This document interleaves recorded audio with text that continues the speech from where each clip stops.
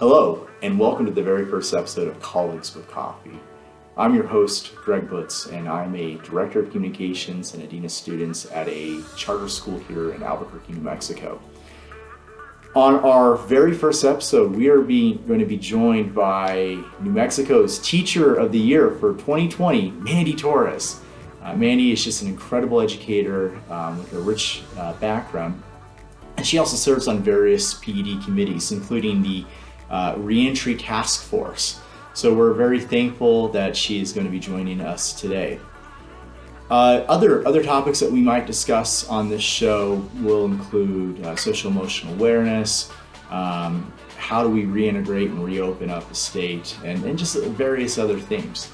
So I'm very thankful that you are all joining us, and this is going to be a great show. So cheers. Okay, it's recording. Mandi, we're so excited for you to come on this on our show here today. And before we jump into all the other questions, what is your favorite coffee / caffeinated beverage? So I never drank coffee before I met my husband. And I can't say that I'm like this coffee snob. If I tried to order some fancy skinny mocha double shot concoction, I would have no idea what I was talking about. But my coffee addiction started when I moved to the Boston area. And if you've ever been to Boston, you know there's like a Dunkin' Donuts on every single corner. And so like there were literally with like 4 within walking distance from where we live. So while I was in Boston, I was going to full-time graduate school, working full-time in an elementary school, and planning a wedding. So coffee became my necessity. And of course, Dunkin' Donuts was always right there. So I'm just a regular extra. I have to have it sweet. I can't do the black coffee. So a regular extra from Dunkin' Donuts, and that's my go-to. And what'd you get your graduate degree in? My graduate degree was in integrated elementary and special education. Very cool. And speaking about Dunkin' Donuts, I have some of their decaf holdover for Christmas. I go through phases where I try to get off of caffeinated altogether. Yeah. Moderately successful. So what I saw your mug just a little bit earlier. What is? Oh yeah, this is my awesome teacher. I guess it's backwards on the screen, but yeah, one of my students gave that to me a couple years ago. So I always try to keep those things and use those things that my students give me. Yeah, I have. It says, "Keep the tiny humans alive," which is always the goal of any educator. Right, that's the #1 goal. Exactly. If you could do that, that's half the battle, really. Yep. What I'm currently drinking is actually tea. I was in a tea shop that's sadly closing their doors, Hadley's Tea, and so I saw an Vienna eggnog tea roast, and I said, "That's interesting." And they gave me a sample. I picked up some other teas. It tastes just like eggnog, but I think that that's more of a seasonal thing. It feels like I should be drinking that during Christmas, but that's what I'm currently consuming. So Mandi, you were a 3rd grade teacher in Positas. Was it hard to leave the classroom? It was really hard, and especially during the middle of a year. So my sabbatical started in January. And so it's hard to leave my students just knowing, I was just thinking about, oh, this one needs help with this, and this one needs help with this, and then just kind of trying to help, my substitute, kind of, get connected with them and know about them. And I just wanted to leave every little bit of information I could because, those are my students and I started with them, and it's hard to leave when you feel like you're not finished. You know how it is at the end of the year. I don't know. That's how I always am at the end of the year, when you just feel like you didn't get to everything that you wanted to get to. But imagine like how that feels like in January. It's just like, there's so much I didn't get done. So that part was really hard to leave in the middle of the year. And then just to completely switch gears, like everything changed from the last, 11 years that I've been used to. It was just this crazy change. It was good and different. But definitely the hardest part was just having to leave my students in the middle of a year. And so now that your toes into the public waters, are you excited to return to the classroom, or are you thinking about continuing on with some more of the policy avenues? Right now, my plan is to return, but I don't know. I'm getting a feel of a lot of different things. I've had a lot of opportunities to sit in with the work that PED is doing, which is important work. And you think about it, if you're doing things for the whole state, you're touching a lot more students than just those students in your classroom every year. So there's that field too. We get into this field because we want to make change in the world and in education. Um, so that's something to consider. Can I do more change in a different position? But I do miss the classroom. I've had a chance to talk to a lot of different teachers from all over the country and get all these amazing ideas. So, that also makes you excited to go back into the classroom and see what else you can do. What can you accomplish? What changes can you make? How can you make it better? So I don't know. That's a good question. And it's just, I just kind of have to think it out a little bit more at this point. So I'm very curious about how did your life or your educational passions change after you became the teacher of the year? And by the way, congratulations. That was such an incredible honor for that to be bestowed upon you. Thank you. Yeah, and I'm really fortunate that my district is participating in it because I know a lot, not all of the districts participate. So I was really very fortunate that my district decided to take part in it.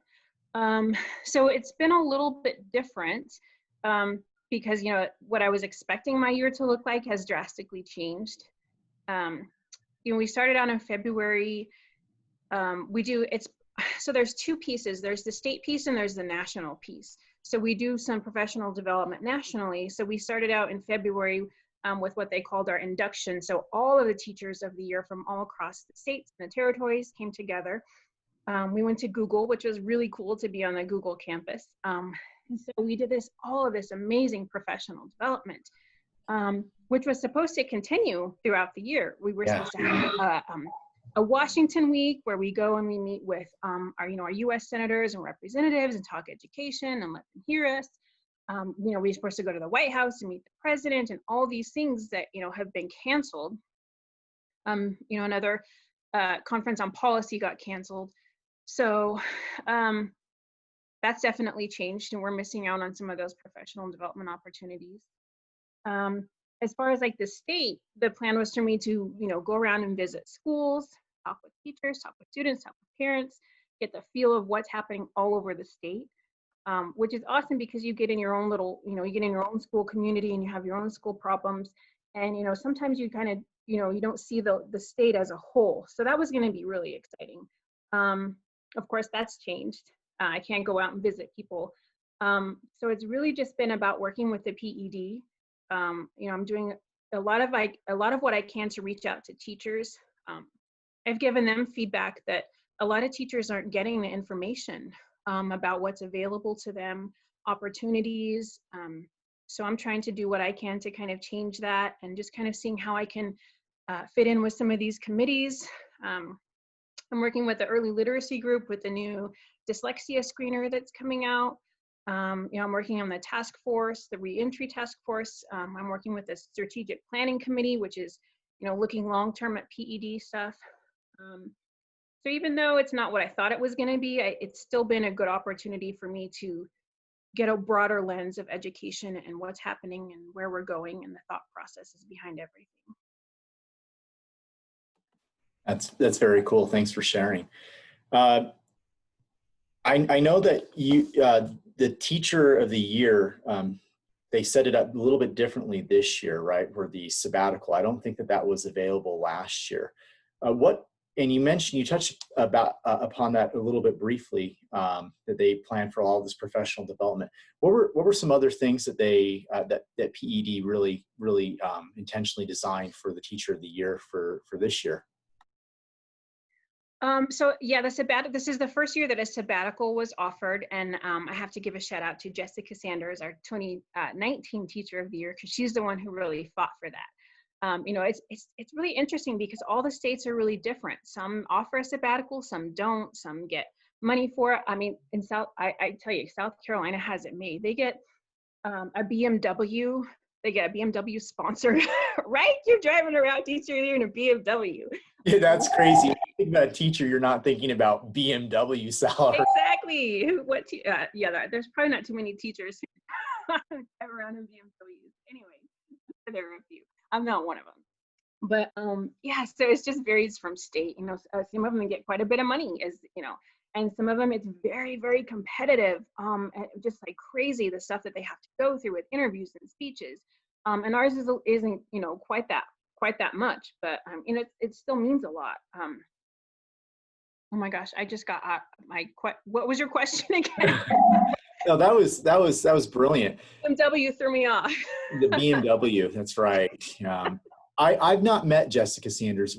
I've interacted with her several times digitally. I believe through Twitter and through well, I want to say different chats, but yeah, that's awesome that the fruit of the people that have come before, that's a foundation, and that's really, I think, the basis of education. You stand upon the backs of the previous generation. That's really what it's about. I mean, I think that we can all look back and say, this person inspired me. This person, because of the work that they put in, education is now taking that direction.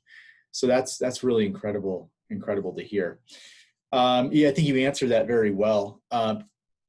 The second part of that question really was, or a follow-up to that is, since COVID-19, I know that your role has changed, and I believe that you're working closely with the family division, or maybe the community outreach division of PED. Could you describe some of that in greater clarity? Yeah, so and I also want to give a shout out to the New Mexico Oil and Gas Association because they're sponsoring my sabbatical. So they basically are reimbursing my district, my salary. I'm still getting my normal salary, but it's sponsored by NMOGA. So a big shout out to them and the contributions that they're making to education. So I under the community and family engagement branch of PED, which I'm gonna give them some their respect here. So the leader is Katie Avery, and then also you have Zach Chavez, who is the civic coordinator, and then Rebecca Jones, who's a project manager. So I'm working very closely with them, and a lot of it is I try to give them feedback on how to better help communicate. What do teachers need? How are we going to get all this great stuff that PED is doing out there? How are teachers going to find out about it? So I've started this monthly all teacher email, and hopefully your teachers have seen it. We know by the stats that not all of our teachers are opening, unfortunately, but there's all this amazing opportunities for PED, opportunities to engage with the PED and get on some of these, committees and things. So all of that's really important. So it's really a lot about communication and trying to keep teachers informed. And then, of course, my podcast that I started, which we will be featuring you this week. Thank you. But it's also really about lifting teachers up right now, because our teachers are just going through a lot, mentally, physically, everything, changing their practices. And I know it's been really tough, even on the best, with the best teachers. I've talked to, some of the best teachers that I know, and they were struggling, maybe not with, the content, but with everything else.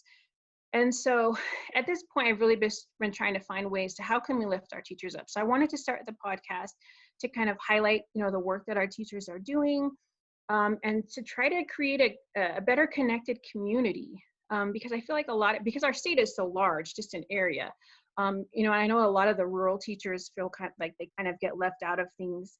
And so I wanted to create some sort of space where teachers can come together and listen to each other, listen to ideas, get ideas, share practices, and just learn about each other. Because I think we're all going to be better off if we see this more as a collaborative community rather than, oh, the North gets all the attention and we here in the South are just kind of left to ourselves. I think we have to kind of get past that thinking and really find ways to connect with each other, because that's just going to benefit all of our students. Oh, that's amazing, and I think that your driving passion behind that is really just incredible. I haven't met Katie Avery, but I know Zach.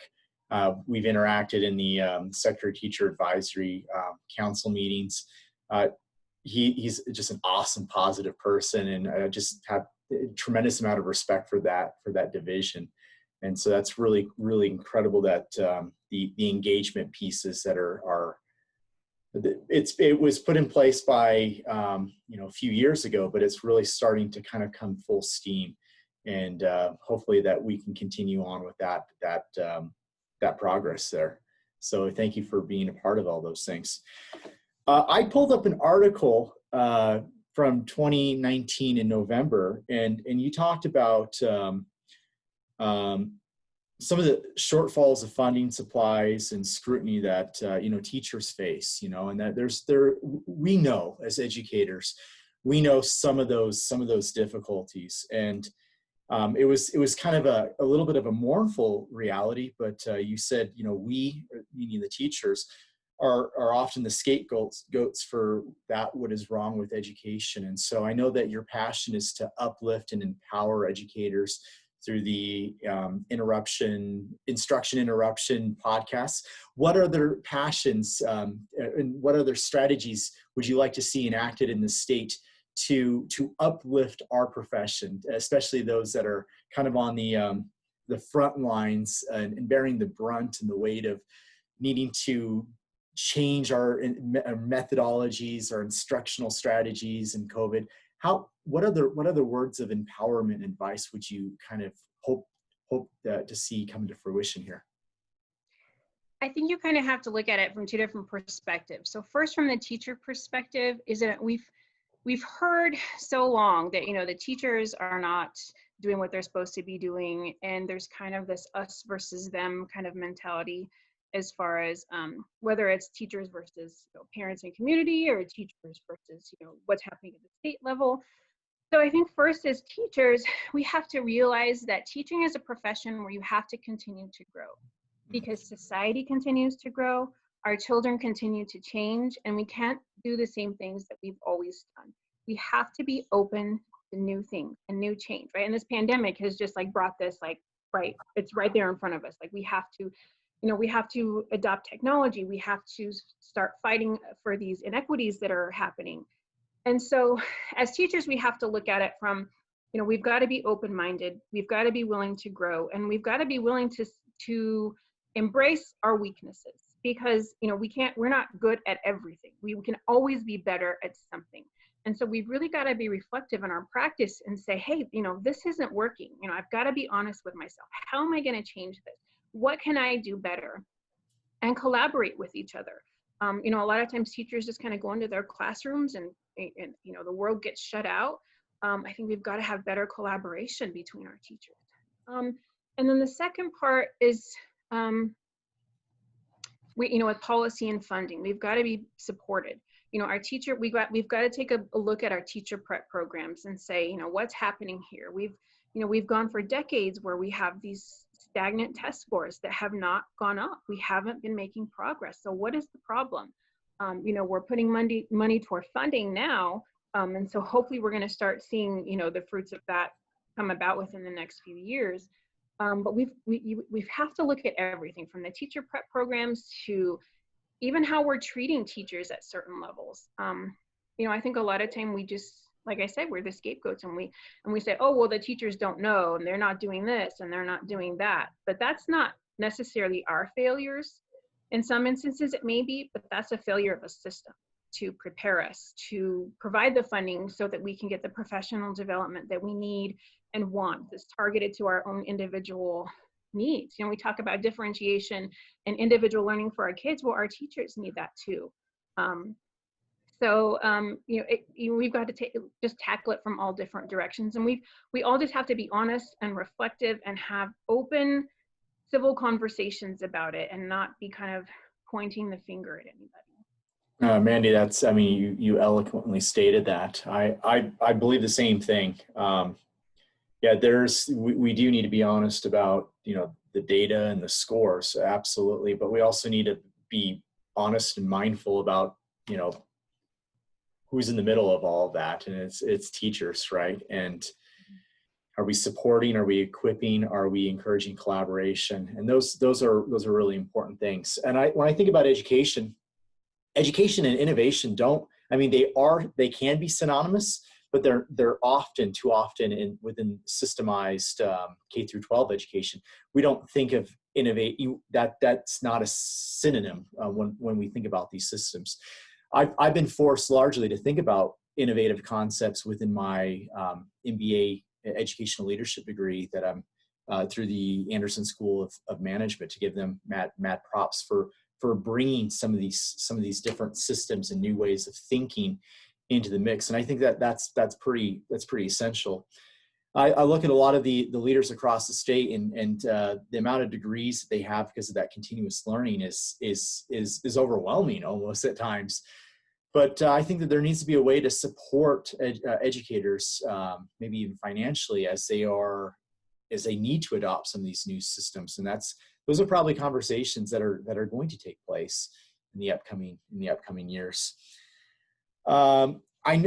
In a previous question, you mentioned some of the task forces that you're on, including the reopening of schools. We're all dying to know, where can we get information about reopening? How can we contribute to the conversation? Are we reopening? And I know you have to be very political in your answer, but what can you tell us? Well, so guidance will be coming. So, we have this group, we're meeting, we meet every Wednesday for a couple of hours, and, we're really working in smaller groups so that we can really get our points across and hear and share our voices. And so guidance will be coming. Our last meeting is scheduled to end June 10th. So shortly after that, I don't know, what the plan is to do with the feedback that they get from us in the discussions. I am not in on that part of it. So I don't know what's coming after that, but I do know that our work ends June 10th. And we have a really great field of people who are working together and who are working together respectfully. And I'm telling you, we are considering every single angle. We have kind of 5 big areas that we're looking at, and 1,000 details under each one. And so I think the leadership to look at those things has been there.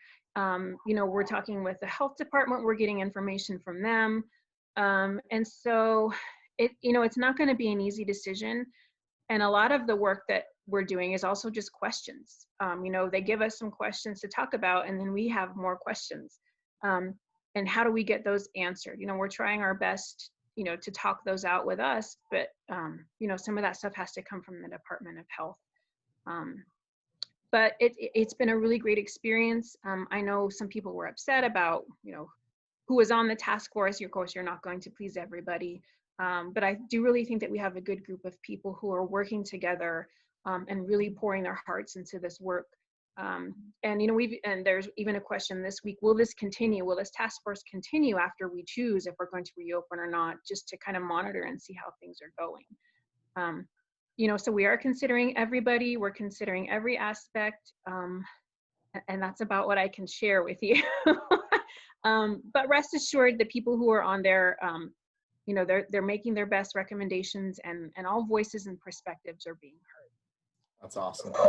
I got the information for that task force.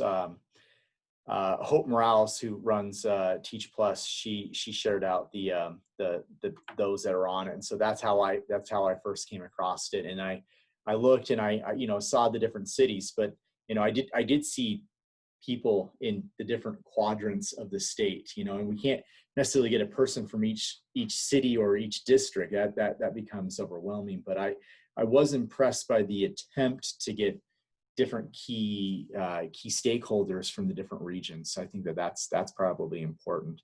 And that goes back to what you were saying about we even though the perception may be there, we certainly don't want there to be a north-south divide here in New Mexico in terms of funding and attention and things like that. That's, it goes without saying, but it's said anyway. Different. Yeah, and I think people have to realize that the group couldn't be so huge. If it got too big, we just couldn't get down, to what we needed to do, and not all voices would be heard. So I feel like there's a good representation, from all viewpoints, from charter schools to large public schools to small public schools to parents, to people who advocate for special needs. I think we really have a good group. So you just can't be too large, or it just becomes too much work and too many does that make sense? Too many voices? I don't know if you can have too many voices, but so I'm really happy with what the work that we're doing. And I think we're considering every possible scenario and situation, and making sure that everybody's taken care of.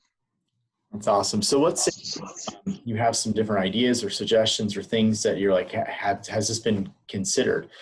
Um, should we reach out to you or somebody else that's on the task force?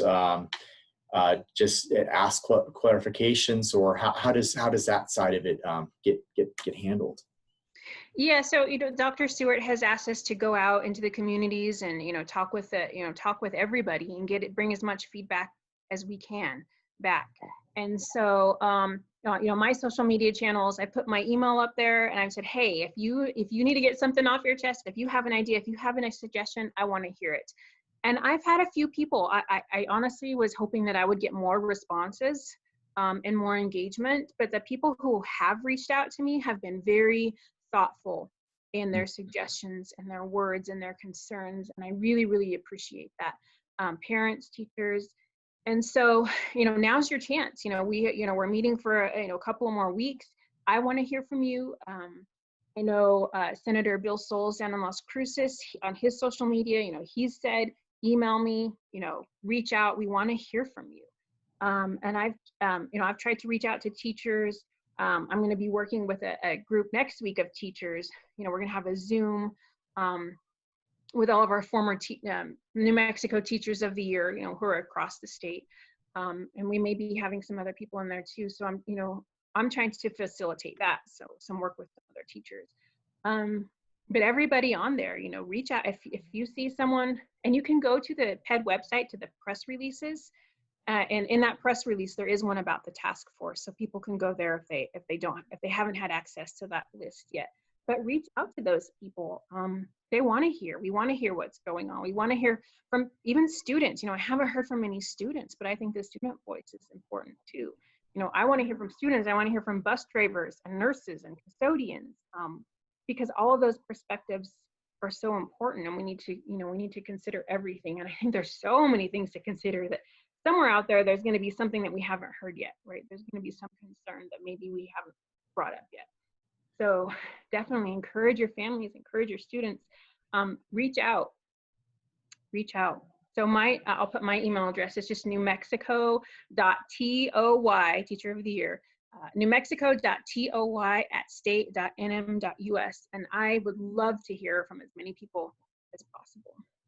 I'll make sure that email the description. I'll make sure that email's on the description when this link goes live. But that's actually something that I've been very impressed with PED, the leadership that's currently there, and the intent to have very authentic stakeholder meetings.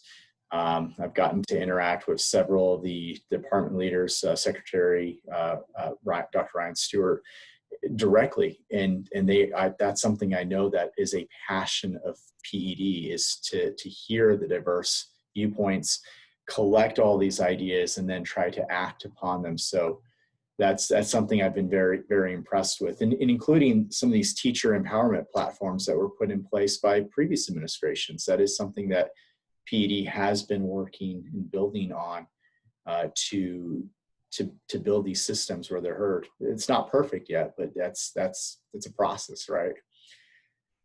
So we have a final two questions. What are your hopes for education in this upcoming year? And it's loaded. Answer it however you want to. How do you hope? What do you hope happens, and what do you hope could happen? Well, it kind of all depends.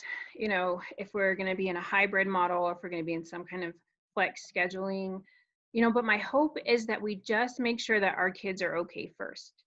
And our teachers, right? That and well, all of us, in general, our parents, that we're checking in with each other. But this has been quite an experience for our students. I have a kindergartner at home, and she was doing pretty well. She was liking doing the online learning. But we had a little parade for her kindergarten graduation, and we came back home, and she just fell apart. Like, all of her anxieties, and it was a really rough night. She She was sad that she didn't get to say bye to her classmates or her teacher, and she wasn't ready to leave kindergarten. She didn't want to leave kindergarten. She was worried about what it was going to be like for first grade. And I think a lot of parents are going through that, and our kids are going through that. And so, that first piece, in whatever way that we come back, we have to make sure that the kids are getting the, emotional help that they need to get through this, because, our younger ones may not fully understand. My daughter's always asking questions, and I try to answer them the best as I can to not instill fear in her, but she knows there's people getting sick. And but that has to be definitely our first priority, is making sure our kiddos are okay. Making sure our teachers are okay. And then figuring out best practices moving forward. If we're going to be online, we've got to get teachers trained. Some teachers did really well because they've already been doing this, and some teachers really struggled. And we've got to make sure that our teachers are feeling good about what they're doing, and that that their teaching practices and the things that they're amazing at can still come through with online learning. Because even if we do come back, there's that, we keep hearing there's going to be a second wave, or if there happens to be an outbreak and we're going to have to close, we've got to have, all these contingency plans in place, and we've got to be ready with those online learning skills. PED is also looking at adopting some, it's the national quality online standards, giving some, schools and districts some guidance about, what we should be focusing online and what that should look like. The etiquette of online and resources. And so it just really depends on what it's going to look like. But whatever it is, we've got to embrace it. Whatever it looks like, we have to embrace it. And it's going to, that's going to start with teachers. We've got to make our kids feel comfortable. And we've got to put in the work. We've got to make it work the best that we can. Wow. You raise such a vital point. It's, we're teachers are here, and it's not being dumped on us, but I mean, there's no intent to dump, but that's kind of how it has felt for some, right?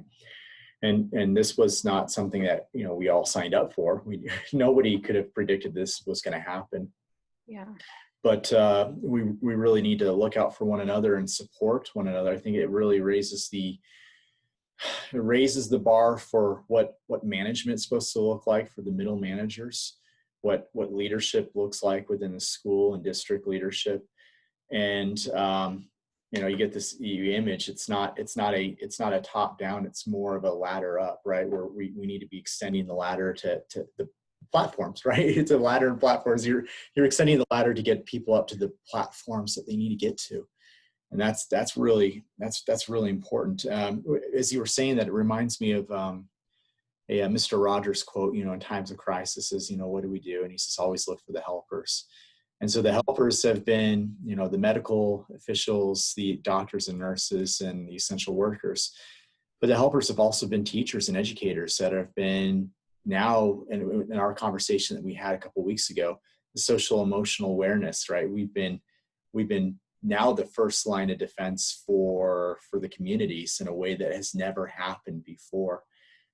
And it makes me think, how are teachers, how are their social emotional wellness being cared for as well? So my final question to you is, how are you taking care of yourself? What are the things that you're doing to uplift your own self and even unplug at times? That's hard, because I'm definitely one of those teachers who didn't take care of herself as much as I should have, right? It was always about, my job and my own kids, and that balancing act is really, really hard. And I'm going to be honest, this has not been easy for me. Like, I have days where I'm just not motivated. But I'd be doing a lot of work. My schedule is pretty packed, and I'm not one of those teachers who's going to get the summer off, right? Because I'm doing all this work for PED, which is awesome. And I love it, and I wouldn't trade it for the world. So I try to get up in the mornings and run in the morning. I try to get in like 3 to 4 miles. I'm not like super runner, but I try to. Sometimes it's hard to get up. Some days it's hard. I also have a 3-year-old who also gets up in the middle of the night, so sometimes that Sometimes I'm too tired to get out of bed, but really, Running at 3 in the morning, just trying to get there you go. So that's the biggest thing that I do, I think, is trying to exercise, and also just watch some documentaries. I'm a big documentary person, so kind of catching up on those sorts of things, and because I always want to be learning. I'm not. It's once in a while I'll sit and watch some kind of trashy TV. Most of the time I'm like, I gotta learn something. I only have so much time here. So those are that's probably the most of it. And a little bit of gardening. I don't profess to have a green thumb at all. Some of my flowers are dying and I'm not sure why. So, but also just spending time outside. And we go for walks every day with my daughters too. So just kind of, unplugging and not being in front of the computer all day long. That's important too. That's incredible. Mandi, thanks so much for being willing to be on the show and just share your heart, your passion, some of the strategies that you've discussed. I think this is incredible. And to all the viewers, I think we have 2 subscribers, but as this goes out, there'll be plenty of stakeholders that are now included in all of this. But thank you so much, and for your vision to bring educators together, your connectivity. I think it's a blessing, really. And though we haven't met physically, but I think that I've really benefited from hearing your passions and your educational focuses.